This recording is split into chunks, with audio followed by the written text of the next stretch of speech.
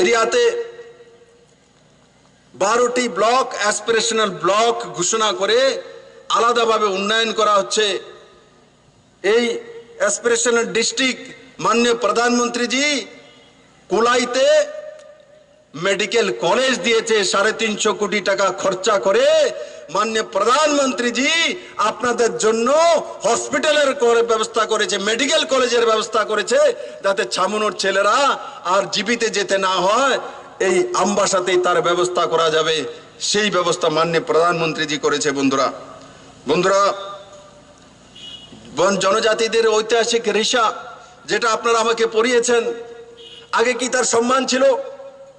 একবার কল্পনা করে দেখুন, 3 বছর আগে ত্রিপুরার সমস্ত মানুষ কি সেই রিসা পড়তো?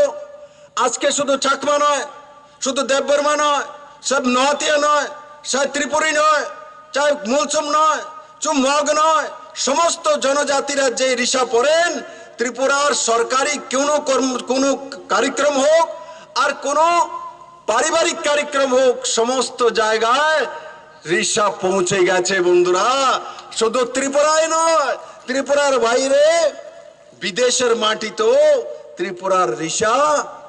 আমাদের স্বর্গীয় মাননীয় মন্ত্রী, বিদেশ মন্ত্রী তৎকালীন যে সুষমা স্বরাজ মহোদয়াজি ত্রিপুরার রিসা নিয়ে ইউরোপের যে ডেলিগেটস আসতেন তাদের হাতে, তাদের গলায় পরিয়ে দিয়েছেন। ত্রিপুরা পুরো দুনিয়াতে চলে গেছে এই রিসা। বন্ধু, আগে এই রিসার কোনো সম্মান ছিল না। বন্ধু, আজকে সেই দিশাতে চলছে।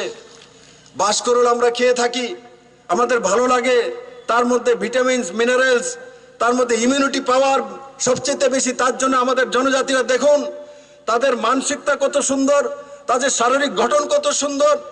আর তার সঙ্গে সঙ্গে এই যে বাসকরল, যেটা আপনারা মানে জীবন শুরু থেকে খেয়ে চলছেন, সেই বাসকরল দিয়ে আজকে কি হচ্ছে?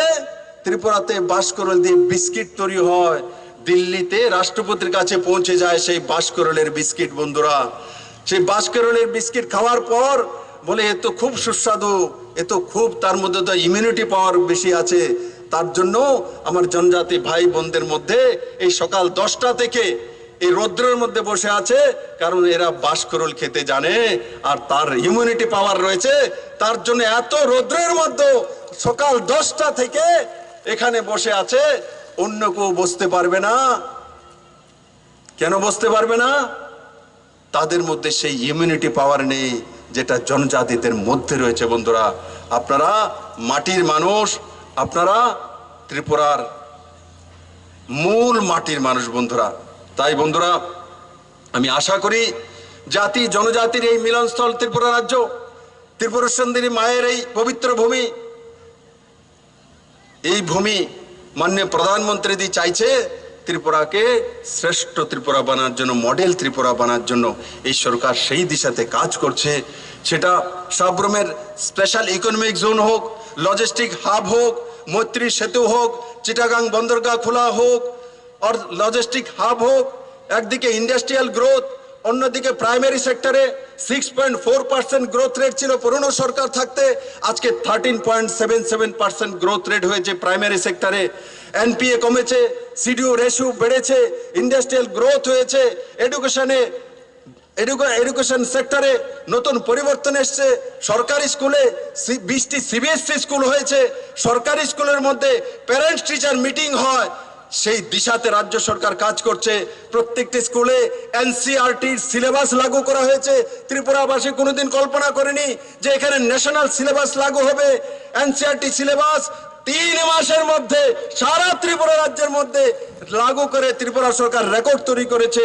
সে ইন্ডাস্ট্রিয়াল গ্রোথ হোক, এডুকেশনাল গ্রোথ হোক, প্রাইমারি সেক্টরের গ্রোথ হোক আর আইটি সেক্টরের গ্রোথ হোক, ত্রিপুরাকে নতুন দিশায় কাজ করছে।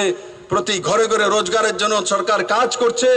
সে ভাতার বিষয়ে হোক, চাকরির বিষয়ে হোক, প্রত্যেকটা জায়গাতে সরকার কাজ করছে। আর গত ক্যাবিনেটে কাউর আন্দোলন করতে হয়নি, কাউকে অ্যাপ্লিকেশন দিতে হয়নি। কেউ আমাকে বলেনি, কেউ আমার ক্যাবিনেটকে বলেনি, কেউ আমার এমএলএ কে বলেনি। আপনি আপ এই নরেন্দ্র ভাই মোদী সরকার, ডাবল ইঞ্জিনের সরকার 3% ডিএ দিয়ে দিয়েছে সরকারি কর্মচারীদেরকে।